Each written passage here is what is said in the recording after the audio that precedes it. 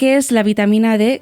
¿Qué nos aporta? Pues mira, la vitamina D es una molécula grasa. Tiene sentido también que empecemos a verla como algo más que una molécula sencilla, una vitamina. Cumple muchas funciones en nuestro organismo. Deberíamos de seguir apoyando esas investigaciones para ver hasta dónde está implicada respecto al desarrollo de enfermedades como por ejemplo el cáncer, una enfermedad psiquiátrica o un deterioro cognitivo acelerado. Todo el mundo se está preguntando ahora, ¿cómo es posible que teniendo toda esta información siga habiendo un déficit tan general en la población de la vitamina D? Es muy difícil cambiar nuestros modos de vida, vivimos todos en la sombra y si no hay sol no vamos a poder fabricar vitamina D. Si no hacemos vida al aire libre y no nos exponemos al sol, vamos a tener en la población, como se está viendo a nivel global, un déficit poblacional generalizado.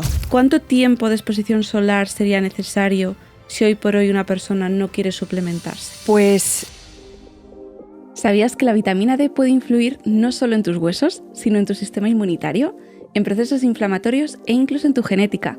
No es solo el suplemento de moda, actúa como una hormona con funciones clave en nuestro metabolismo y salud a largo plazo. Aunque se ha convertido en una de las moléculas más estudiadas de los últimos años, la percepción social aún arrastra mitos y miedos del pasado, como la idea de su posible toxicidad.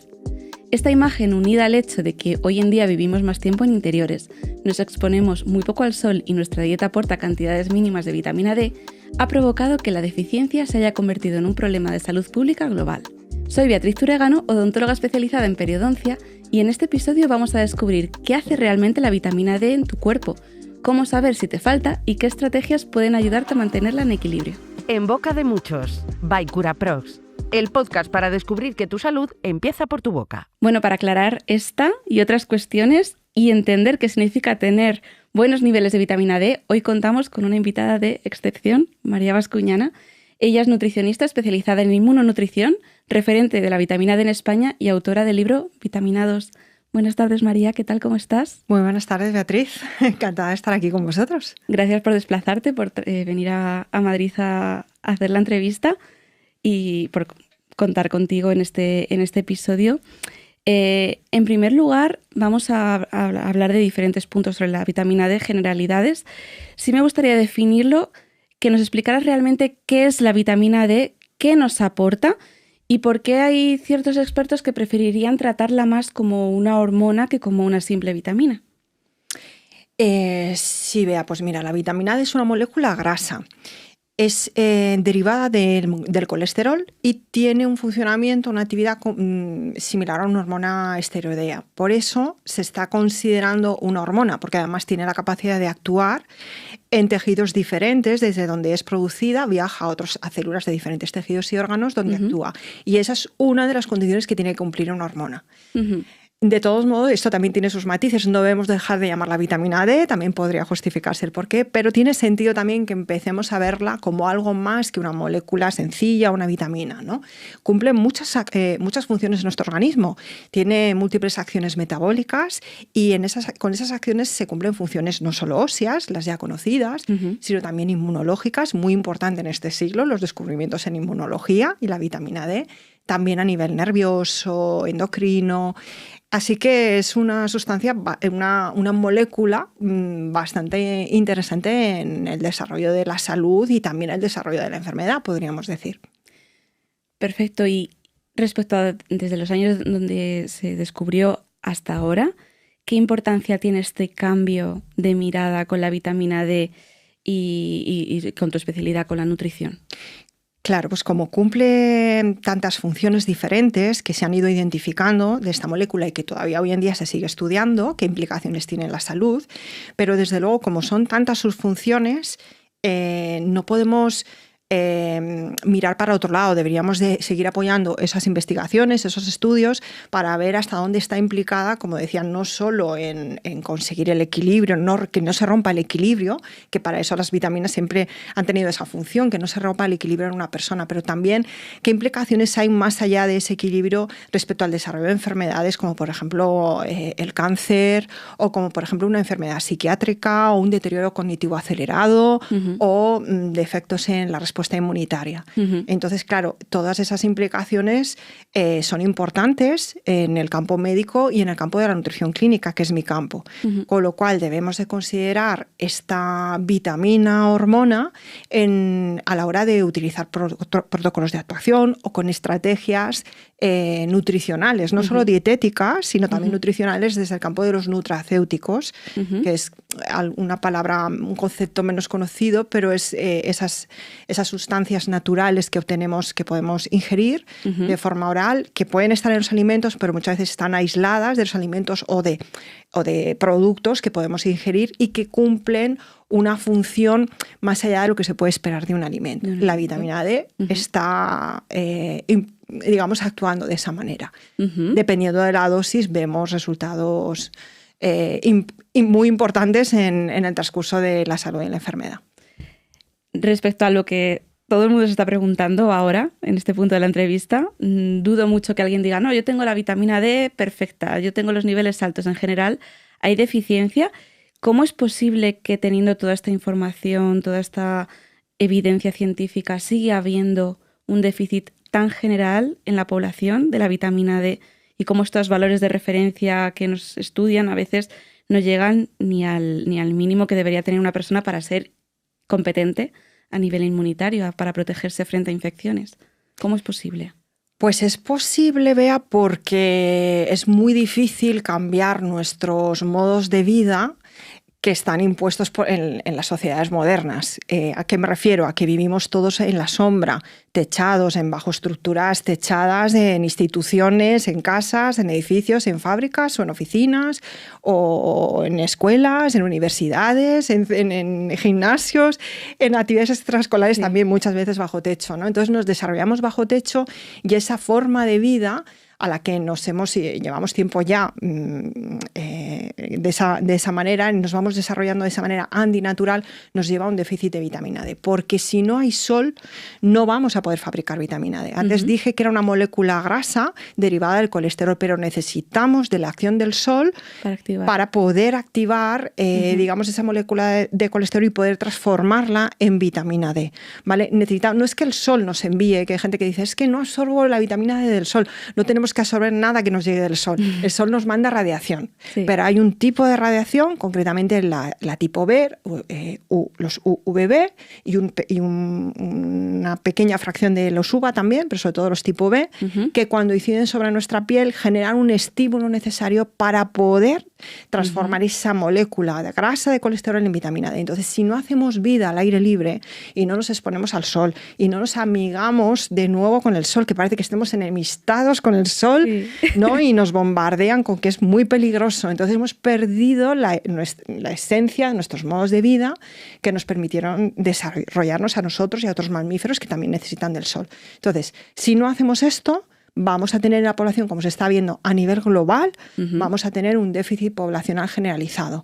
Bien, porque cada vez más las sociedades modernas y también en vías de desarrollo vivimos en un confort, ¿no? El techo también nos proporciona un confort, pero nos olvidamos salir al exterior. También hay sociedades que se cubren con turbantes, con velos, mujeres que ni prácticamente enseñan la cara o en la cara se ponen protector solar porque no quieren que se les quede moreno respecto al cuerpo, que van completamente cubiertas, y esto estamos viendo que está afectando a niñas también de muy temprana edad respecto a niños, y bueno, pues tenemos niveles muy bajos de vitamina D en la sociedad. Además, como los animales también están viviendo como nosotros bajo techo, cada vez menos se exponen al sol. Por ejemplo, un ejemplo, las vacas. Las vacas lecheras las tenemos estabuladas. Cuando vamos al norte decimos, pues sí que hay vacas en el valle, pero esas vacas son de carne, no son lecheras. Entonces, la vaca lechera, si está bajo techo, no va a tener su leche vitamina D. Entonces tenemos una realidad dietética actual que impacta sobre la vitamina D y otros nutrientes, pero sobre la vitamina D es muy marcado, es muy notable cómo ha descendido drásticamente las cantidades de esta molécula, de esta vitamina en los alimentos. De manera que yo no lo puedo sintetizar por el sol porque no hago vida al aire libre, espero que me lo den los alimentos, pero los alimentos son muy pobres hoy en día. Aunque las personas lo que se imaginen cuando ven o piensan en la vitamina D es una leche, un vaso de leche y un huevo, ¿no? Efectivamente. ni a las vacas ni a estas gallinas les está dando lo suficiente del sol como para que sus alimentos tengan vitamina D.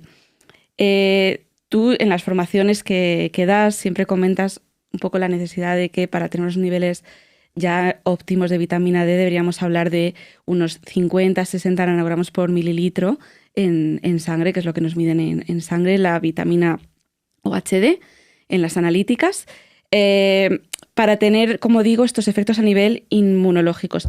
Acláranos un poco estos niveles, cómo van, cuál es la escala y qué es lo que deberíamos considerar cuando vemos una analítica ya como pacientes que nos hace el médico. Bien, a ver, la consideración médica actual está en considerar 30 nanogramos por mililitros niveles de suficiencia. Uh-huh. Eso en el mejor de los casos, porque estamos retrocediendo y hay una corriente antivitamina D que no quiere mirar realmente las investigaciones, analizarlas a fondo y analizar también la realidad del siglo actual respecto a la vitamina D y nuestros modos de vida. Entonces existen corrientes antivitamina D y por desgracia van ganando terreno. Entonces, ¿por qué digo esto? Porque está empezando a generalizarse el considerar 20 nanogramos suficiencia. Antes eran 30, sí. Bueno, muy atrás eran 20, pasamos a 30. Después, ahora estamos, algunos laboratorios ya están bajando a 20 como el nivel de suficiencia. Bien, esto es desde el paradigma óseo. ¿Qué es esto? El paradigma clásico en el que hay una consideración de, bueno, tratar de estimar cuánta vitamina D necesitamos para que nuestros huesos no se vean comprometidos en su desarrollo en la infancia, pero también en la edad adulta, que no se den unos huesos blandos, por decirlo de una manera, que no haya dolores óseos difusos, que no se desarrolle la osteoporosis también antes de tiempo o que no se desarrolle nunca. Entonces, con 30 de vitamina D es suficiente para el paradigma óseo y hay personas incluso que con 20-25 también tendrán suficiencia, porque juega un papel el calcio también. Antes no tomábamos tanto calcio, hoy en día sí tomamos más calcio y eso compensa la falta de vitamina D para los huesos. Pero eso solo es el paradigma óseo. Tenemos un paradigma inmunológico actual donde la vitamina D juega un papel importantísimo. Infecciones, cáncer, salud femenina. Efectivamente, alergias, enfermedades autoinmunes, que son muchísimas dentro del espectro autoinmune. Sí. Es la inflamación, el dolor que se deriva de procesos inflamatorios, que ¿quién tiene una enfermedad sin sentir dolor? Prácticamente nadie, ¿no? Bueno, pues, ¿qué dicen los estudios? Que no son los niveles de 30 nanogramos por mililitro los que nos da la suficiencia, sino que es a partir de 40 nanogramos por mililitro a partir de cuando empezamos a ver un impacto en el buen funcionamiento inmunológico en beneficios respecto a niveles de 20. O sea, si hacemos una comparativa, poblaciones que tienen alrededor de 20 nanogramos, no vamos a encontrar mucha diferencia en 30, pero sí la vamos a encontrar en 40. ¿Eso quiere decir que más de 40 no? No quiere decir eso, sino que es a partir de 40. Hay estudios menos, pero los hay, que encuentran que 50 mejor que 40. O sea, que si vamos subiendo, mejora. Pero hay poquitos estudios. También es verdad que es difícil encontrar una población que tenga niveles más altos, porque lo general es estar muy bajitos, ¿vale? Entonces es complicado que haya una muestra de población significativa para desarrollar un buen ensayo clínico, pero sí que hay estudios aislados que se observa que hay una tendencia a mejorar esos resultados si subimos hacia 50, más incluso que 40.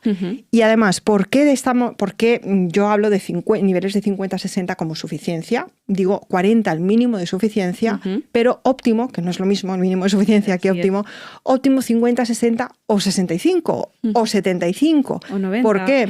Claro, porque deberíamos de conocer, o sea, yo estoy hablando de la investigación, quien no la conozca a nivel profesional, ese es el problema, o que sí que no se traslade a las facultades, pero está estudiado. Entre el 2015 y el 2017 se estudió el índice de respuesta a la vitamina D. ¿Y qué se observó? Que todas las personas no respondemos igual a los mismos niveles de vitamina D. Si, por ejemplo, tú, Bea, tienes 40 nanogramos en sangre por mililitro y yo también, no tenemos las dos por qué obtener los mismos beneficios con 40. Igual yo necesito 60 para tener los mismos beneficios que tú con 40, porque respondemos de forma diferente. Entonces se dividió como en 3 grupos de población. Una que se consideró buena respondedora a la vitamina D, otra baja respondedora, por decirlo de una manera, o un poco, pero con menor respuesta, y otros con muy baja respuesta a la vitamina D, hasta el punto que se considera resistencia a la vitamina D. Vale. Eso es un concepto en el que hay implicados genes y también condicionantes, pues virus adquiridos como Epstein-Barr, citomegalovirus, bacterias y otros condicionantes ambientales que están implicados, no solo la genética. Entonces, ¿qué ocurre? Que si queremos que la mayoría de población, la mayoría, nunca vamos a conseguir todos meterlos en un mismo rango, ¿no? en sangre para todos, pero si queremos que entre más población en esos beneficios inmunológicos, tenemos que intentar subir a 50 o 60, que además con una exposición al sol en verano, con unos paseos al aire libre por la playa, por el campo o en la piscina, podemos conseguir niveles de 50 y 55 perfectamente con 3 días que hagamos una exposición al sol adecuada, eso es cierto, pero exponiéndonos al sol. Entonces eso, 50 o 60 es lo que nos va a permitir que más personas puedan beneficiarse del impacto de la vitamina D en el sistema inmunológico, y aún así quedarán personas fuera, los que son muy bajos respondedores y tienen altas resistencias, que suelen ser las personas que desarrollan enfermedades autoinmunes. Vale. Y que vemos que ahí pueden necesitar niveles pero altísimos de vitamina D en sangre para que realmente haya una reacción, y esto está estudiado. Vale.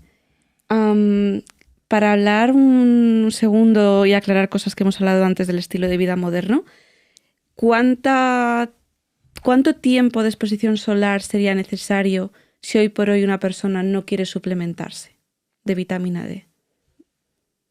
Pues o no si es en una... invierno, o si en claro. invierno directamente hay que suplementarse. Es que es algo estacional, es una cuestión estacional que los médicos deberían empezar a contemplar, porque lo simplifican mucho. Es con que te expongas 10 minutitos es suficiente, y no es cierto, porque dependerá de la estación del año. Entonces, no solo la estación, también la latitud en la que nos encontremos, a latitudes más bajitas cercanas al Ecuador o en la península ibérica si vivimos en Cádiz, Málaga, tendremos en menos tiempo más facilidad de obtener vitamina D que quien vive pues, en Madrid o en Bilbao, ¿no?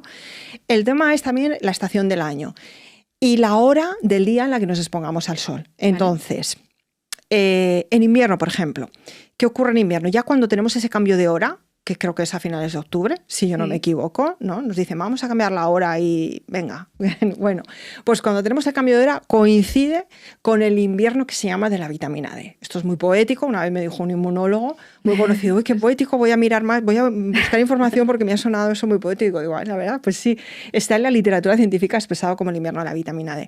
Y es un periodo largo hasta que se vuelve a cambiar en marzo, creo que es de nuevo la hora, más o menos coincide. ¿Qué ocurre? Ya estamos metidos en otoño. Y cada vez el otoño se va acercando más el invierno. Lo que ocurre es que la incidencia del sol es cada vez menor. Conforme termina el verano, entramos en otoño y vamos hacia el invierno, tenemos menor fuerza del sol, menor incidencia. Entonces, esa menor incidencia supone un menor estímulo para sintetizar vitamina D. Que además, hoy en día tenemos más factores, no sé si quieres que hablemos de eso ahora o en otro momento, que no solo es la estacionalidad, hay contaminantes, polución, otras cosas que se van en sumando. La incidencia del sol, evidentemente. Claro, y que impiden que hoy en día, actualmente, podamos conseguir lo que 3 décadas atrás, 5 décadas atrás, se podía conseguir con 10 minutos, por ejemplo, de exposición solar. Hoy en día, con esos 10 minutos, no podemos conseguir esos. Es muy difícil conseguir, salvo que seas una persona con una respuesta muy buena y una capacidad de síntesis muy alta, no vamos a poder conseguir los niveles de vitamina D que conseguíamos pues, 5 décadas atrás, donde no había tanta polución ambiental. La edad también influye. En una persona de 25 años tiene mayor capacidad de síntesis. A partir de los 35 disminuye, se estiman los 35 alrededor, se estima la reducción del 25% de capacidad de síntesis disminuida.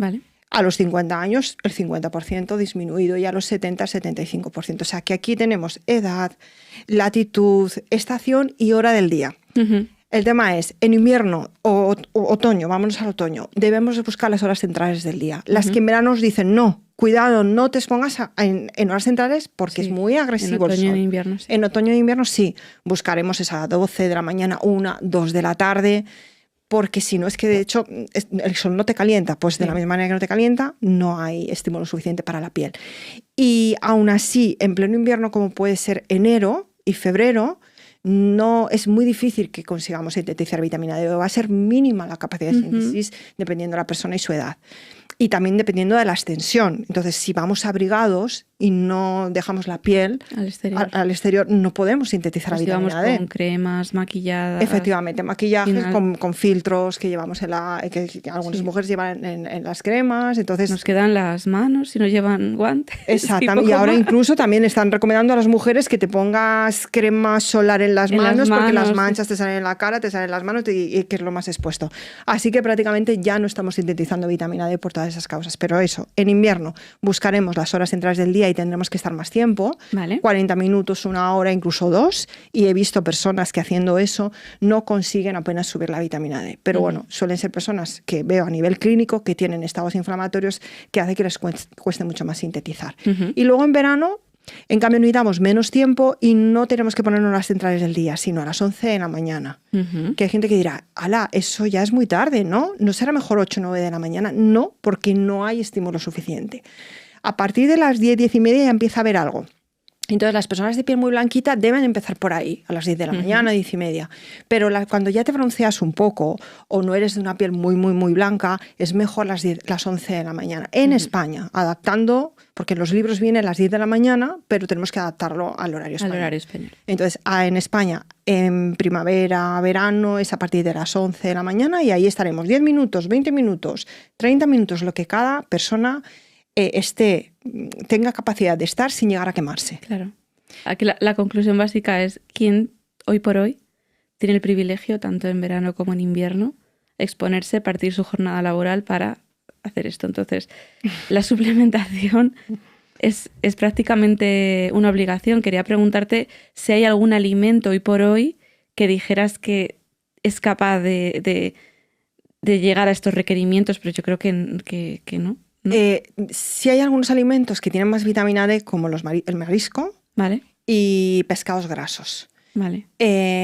Sobre todo el marisco. Luego lo que ocurre es que también, bueno, aquí habría que considerar contaminantes también, pero bueno, nos centramos en la vitamina D, el marisco principalmente, y pescados como el congrio, el salmón. Lo que ocurre es que tiene que ser, por ejemplo, en el caso del salmón, lo que hemos visto es una diferencia entre el salmón salvaje y el de piscifactoría. Claro. Entonces, el de piscifactoría va a depender de la alimentación que reciba, que le den, que tenga mayores niveles o no de vitamina D. O sea, que suplementen al salmón con vitamina D. Efectivamente, sí, que lleve dentro del pienso, entre comillas, que le dan, puede estar fortificado en vitamina D. De hecho, se hizo un estudio en Estados Unidos, se les avisó a las empresas en qué consistía y se pusieron como locas que salieron unos niveles altísimos de vitamina D, más que el pescado salvaje en algunas. Otras, en cambio, que no modificaron nada, encontraron que tenía el 30% de la vitamina D, el 30% respecto al 100% del pescado salvaje. Pero de media podemos decir que se reduce en un 50% la vitamina D del salmón de piscifactoría. Es muy difícil de conseguir el salmón salvaje. Hoy en día, yo creo que ya nada. Eso por un lado. Y luego también tenemos que considerar que aunque existan alimentos que todavía nos puedan dar una buena cantidad de vitamina D, lo cierto es que la alimentación solo cubre alrededor del 10% de nuestras necesidades. Que con el sol sí podemos obtener mucho más, pero la alimentación queda limitada. En realidad es ese reservorio que tiene el animal de haberse expuesto también al sol o haber comido, en el caso del pescado, fitoplancton, que también lo que hace es sintetizar vitamina D por fotosíntesis. Vale, llegados a este punto, si una persona que nos escucha se ha hecho una analítica y revisa su posible déficit de vitamina D, ¿cómo puede empezar a tomarla como suplemento? O si a ti tu médico de cabecera, que últimamente no se está midiendo la vitamina D, hay pacientes que ya me dicen, es que me han dicho que no me la pueden pedir, entonces la tienen que pagar de forma privada. ¿A qué especialista debe acudir? ¿Qué tipo de profesional tiene que ver a esta persona que quiere empezar a suplementarse y que no quiere hacerlo de manera pues, por su cuenta y riesgo? Yo propongo el nutricionista. El nutricionista, especialmente el clínico, pero es verdad que existe una falta de formación en todas las carreras sanitarias respecto a la vitamina D. Entonces existen cursos de formación de actualización donde están incluidos todos los sanitarios, odontólogos, médicos. O sea, está especialmente dirigido al médico y al nutricionista, pero otros sanitarios también pueden formarse para actualizarse, ¿no? Conocer y orientar bien al paciente. Claro, yo puedo decir el nutricionista porque creo que es una persona muy adecuada para conocer el contexto de la persona, no solo el contexto clínico, sino también, no pensemos en la pérdida de peso. El nutricionista no es el profesional de las dietas de pérdida de peso. Es un dato muy importante. Claro, entonces, bueno, yo por lo menos yo soy nutricionista clínica y es que no atiendo pacientes que en la pérdida de peso, sino patologías. Entonces, tenemos que conocer su contexto porque tenemos protocolos clínicos para actuar en función de ese contexto clínico y esa patología. Y luego porque algo muy sencillo es que existen personas que tienen problemas de malabsorción intestinal porque tienen enfermedades inflamatorias intestinales o tienen una celiaquía o han sufrido, tienen una resección quirúrgica o por otras circunstancias que conlleva una mala absorción de grasas y de la vitamina D en el intestino. Entonces tenemos que saber cómo actuar y qué tipo de suplemento o de complemento nutricional o concentrado de vitamina D dar en qué tipo de grasa que vaya a vehiculizar bien esa vitamina D. Porque no va a poder absorberla todo el mundo bien, ¿vale? Entonces tenemos formas que en cambio a nivel médico me encuentro con alumnos que no las conocen y además es que no están dentro de la cartera de fármacos en la Seguridad Social, ni siquiera creo que por privados en farmacia no te puedes encontrar algunas formas de grasa que se venden de forma libre, que se aplican sublingualmente y que no compromete el buen estado digestivo de la persona, ni si tiene mala absorción o no, sino que ya bajo la lengua va a suponer una buena absorción, la va a metabolizar de forma diferente. Entonces tenemos que adaptarlo al paciente mirando esas circunstancias que tiene personales. Y luego pues también, a veces también si damos un aceite normal, pues si damos de oliva, damos de girasol, la calidad del aceite, nos vamos a un fármaco, no voy a decir que sea de mala calidad, está todo muy controlado, pero está refinado. En cambio, si nos vamos a un suplemento, nos encontramos un aceite de oliva virgen extra que no se va a oxidar con facilidad, puede estar guardado un tiempo en ciudades donde hace mucho calor en verano y gracias a esos polifenoles que tiene y a la riqueza de ese aceite de calidad va a permitir que su calidad se prolongue en el tiempo, que no se rancie y demás. Entonces el nutricionista clínico actualizado sería lo conveniente, es una persona ideal. Y el médico también, y por suerte cada vez más médicos se van actualizando al respecto. Lo que pasa es que ellos están muy limitados con los productos que tienen, que no son de uso diario, son pues mensuales. Cuéntanos, quería llegar aquí porque normalmente cuando yo relleno historias clínicas y me cuenta la gente la medicación que toma, yo siempre pregunto suplementación y me dice, sí, vitamina D. A ver, yo espero que me digan una vez al día, pero no suele ocurrir porque normalmente te comentan que toman una pastilla al mes, una pastilla cada 15 días, que es el calcidiol, el conocido hidroferol. Tú sueles justificar que no es la mejor opción para obtener la vitamina D. Sí me gustaría que termináramos la entrevista comentando esto y comentando también el miedo que tienen muchos profesionales a que alguien llegue a tener niveles muy altos de vitamina D, ¿no? Esa toxicidad que siempre nos han contado que las vitaminas liposolubles tienen y que no se eliminan y todo esto. Entonces sí quiero terminar con este último apunte porque vale. es el temazo, ¿no? Okay. Aquí tenemos como dos preguntas. Entonces voy a empezar por la última, quizás ese miedo a la toxicidad, ¿no? Que existe en la población en general y en los médicos también. Y en los nutricionistas, en todo el mundo nos lo han metido con calzador. ¿Responde a una realidad? En parte sí, lo que pasa es que dista mucho la amenaza real de la amenaza que se percibe. Vale. Y eso se solucionaría con una buena actualización, que no hay, vuelvo a repetir, ni siquiera en las facultades de carreras de ciencias biomédicas o biosanitarias. Entonces, ¿qué ocurre? ¿Por qué ese miedo a la vitamina D? Porque, como dije al inicio de la entrevista, es una molécula grasa. Es una vitamina liposoluble que se llama de naturaleza grasa y que, por tanto, como todas sus amigas, la A, la E, otras vitaminas liposolubles, nos han enseñado siempre conceptos básicos de nutrición, porque hay veces que no son más, por ejemplo, en medicina no son más, es lo básico. La D forma parte del grupo liposoluble de grasa y por tanto no la podemos excretar como la C, la B, que puedes tomar grandes cantidades y las vas a orinar. En este caso no se pueden orinar. No te puedes intoxicar de brócoli, por ejemplo, ¿no?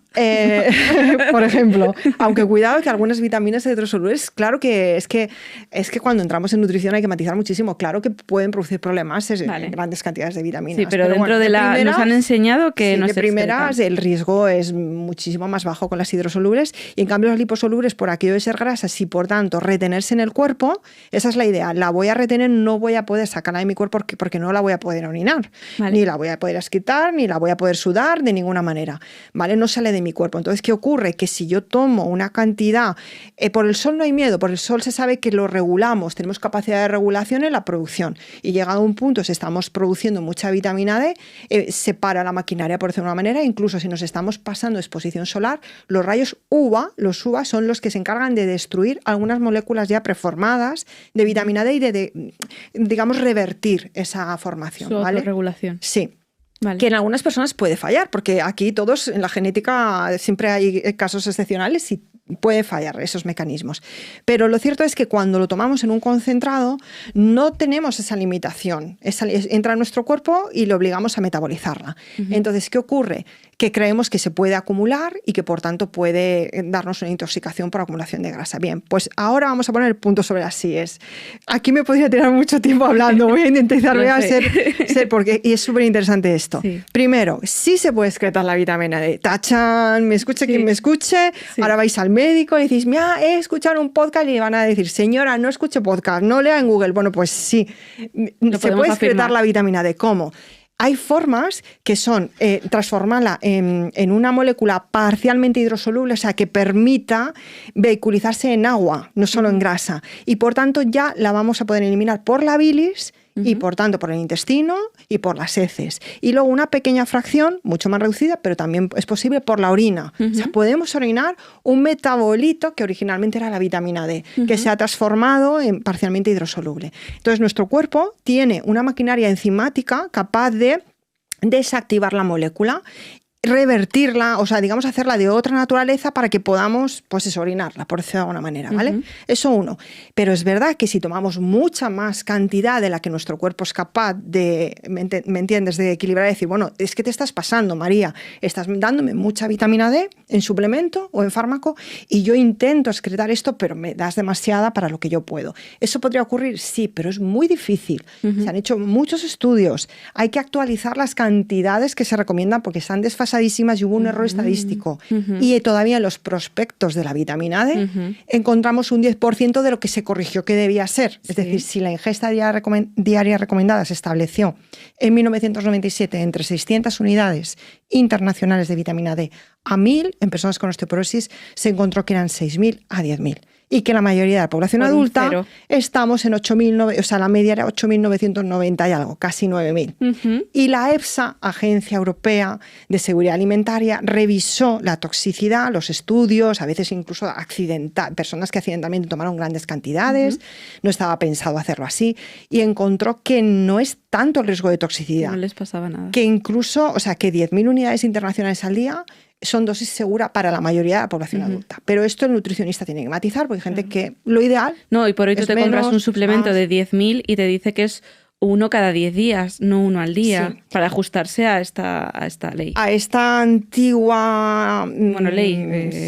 Directriz, efectivamente, que se estableció antigua. Vale, pero en España sí que se permite la venta de 4.000 unidades internacionales por dosis que se pueden consumir diariamente porque incluso el Instituto Americano de Medicina, que fue quien, digamos, se supone que cometió ese error estadístico, lo considera, hasta ahí lo consideran dosis permisible. No quiere decir que más de 4.000 sea tóxico, porque ya se ha visto que no.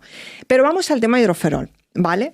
Hemos visto que la vitamina D difícilmente es tóxica, de verdad, es muy difícil intoxicarse, no quiere decir imposible, pero matizo, la vitamina D3, colecalciferol, refiriéndome a la forma nativa, original, la que yo voy a obtener directamente. La más biodisponible. Del sol, o sea, de estar expuesta al sol. Yo fabrico esa forma nativa original, ¿vale? Entonces, esa, o bien la que yo obtengo de los alimentos, que es esa, la original y nativa, o bien la que yo obtengo de los suplementos dietéticos, concentrados nutricionales, o incluso fármacos. Vale. La gran mayoría de fármacos usan colecalciferol, la forma original nativa, pero hidroferol, que es una marca, ¿qué ocurre? Que no usa colecalciferol, usa calcidiol. Es una molécula que da un paso más, está preactivada, porque la vitamina D nativa tiene que transformarse en diferentes moléculas o es una vía en metabolitos. tu cuerpo que Claro, digamos que tiene que recorrer una ruta metabólica en donde sufre transformaciones hacia una forma activa. Esa forma activa es la que cumple funciones, pero también tiene un riesgo de toxicidad, porque una de las funciones de la vitamina D es facilitar la absorción de calcio. Entonces, si tú absorbes mucho calcio, ahí es donde hay toxicidad. Vale. La vitamina D por sí misma no es tóxica en sí, la molécula no es tóxica, es el calcio, es su capacidad de absorber calcio, y es ese calcio el que te va a producir toxicidad. Entonces, ¿qué ocurre? Que la marca hidroferol utiliza el calcio, que es una molécula que da un paso más, está preactivada y tiene un potencial de 3 a 6 veces mayor a la forma nativa de absorber calcio. Entonces tiene una respuesta hipercalcemiante. Entonces, cuando una persona está consumiendo hidroferol, está consumiendo la forma con más riesgo de toxicidad, porque además la Agencia Española de Medicamentos así lo informa desde el 2019, y cada año vuelve a salir en las noticias y los médicos dicen que a ellos se les informa con una circular. Esa circular hace referencia a esa nota de la Agencia del Medicamento del 2019, donde si se lee, viene claramente que es la vitamina D en la forma calcidiol que se vende como hidroferol, y repite continuamente hidroferol en su texto. Que los casos de toxicidad en España en personas adultas, porque hidroferol no se suele dar a niños, pero me encuentro pacientes donde sus pediatras les han dado hidroferol. O sea, eso es una verdadera barbaridad, es una aberración, para que veamos la falta de información que tiene el médico al respecto. Porque me dicen a mí en algunas conferencias o incluso en intervención en un hospital, recuerdo, que me decían, una intervención, quiero decir, en temas médicos de un hospital de Murcia, me llegaron a decir al final que es que ellos esa persona me decía, es que nosotros no sabemos realmente la diferencia entre lo que es no sé exactamente qué estoy dando. Yo sé que es vitamina D, me dicen que es la mejor, pero no sé metabólicamente, no sé qué molécula estoy dando. Entonces, si no lo saben, pues lo pueden dar a un niño, y eso es una verdadera barbaridad en un niño. En un adulto tenemos mayor capacidad, entre comillas, de poder asumir esa carga. Pero ¿qué ocurre? Que los casos de toxicidad registrados en España hasta hace muy poquito han sido por el uso de hidroferol, un mal uso, una mala pauta, o tomar más de lo que recomiendan porque hay una alta capacidad de toxicidad por absorción de calcio. ¿Vale? Luego hay casos que se dio en verano del 25 en Baleares, que fue por un suplemento dietético con la forma nativa, pero ahí no es un problema de la formulación, era un complemento para deportistas que tenía un poco de todo, y realmente la vitamina D que debía llevar era casi nada, era muy poquito, pero hubo un fallo en la fabricación. Entonces pusieron una barbaridad de vitamina D, que eso, pues no sé, como 200.000 unidades internacionales, que es una barbaridad tomarse eso diariamente, ¿vale? Pero esos son casos excepcionales.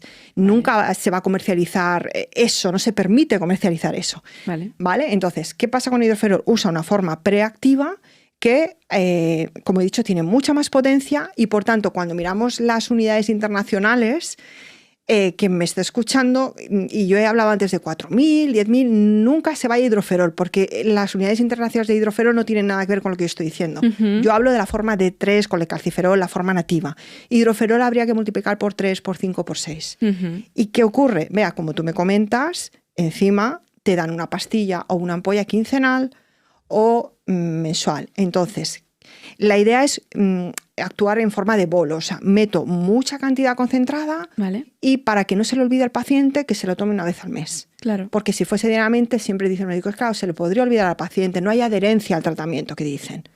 Pues es que lo mejor que funciona es que la persona tome diariamente la cantidad que tiene que tomar, lo metaboliza muy bien y nunca va a llegar a la toxicidad. Entonces, cuando tú metes mucha cantidad, sea de la forma nativa como sea en la forma preactiva que lleva hidroferol, estás forzando tu maquinaria, pero hidroferol encima, con toda la potencia que tiene, pues todavía peor. Entonces, ¿qué se observa? Picos de calcio cuando tú consumes hidroferol, un pico de calcio en sangre y en orina, una saturación en orina de calcio, que es que estaría bien que los médicos lo midiesen para que viesen la realidad, porque a todo esto les dan dando las farmacéuticas una información y no miran ellos porque no quieren, o se les dicen que no tienen que medir la vitamina D. ¿Qué hago yo en clínica? Miro el calcio en orina 24 horas, miro el calcio en la sangre de la persona. El médico le avisa, nunca midas el calcio, o sea, nunca te midas la vitamina D, ni el calcio, ni nada, por supuesto, si te has tomado hidroferol hasta una semana después, porque los resultados pueden ser erróneos, claro, y tanto, y como que el calcio puede salir disparado y sale. Claro.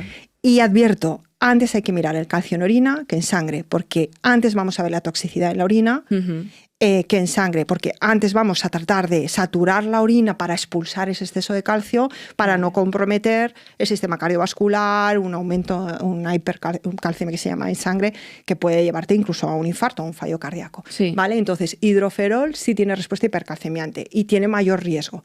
Y ya por último, porque hay muchos puntos que podríamos decir, algo que a mí me apasiona y se habla muy poco de ello, pero existe ya información, y es que con la forma nativa del sol o la que consuma alimentos o suplementos, yo puedo tener diferentes moléculas, estas avanzadas que yo he dicho, ¿no? Que se llaman metabolitos.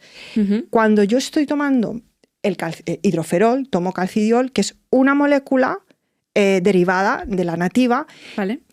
ya avanzada. Pero si yo tomo hidroferol, le obligo a mi organismo a que use esa molécula, que está muy bien porque te ahorra la transformación primera, pero te obliga a que ya uses esa en una única dirección a otra transformación que necesita en el organismo. Una única ruta metabólica en juego.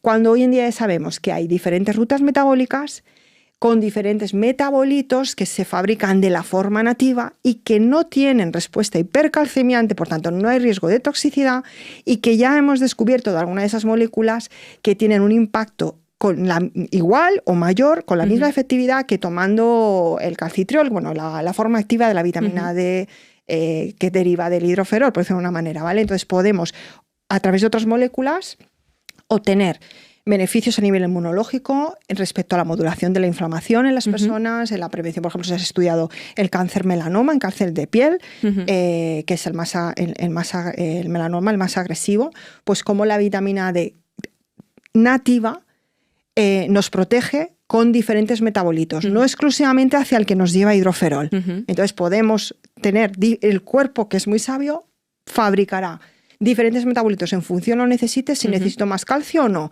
porque hay otros metabolitos que no responden, no llevan a absorber más calcio, no nos llevan a toxicidad, pero son muy efectivos en inmunidad.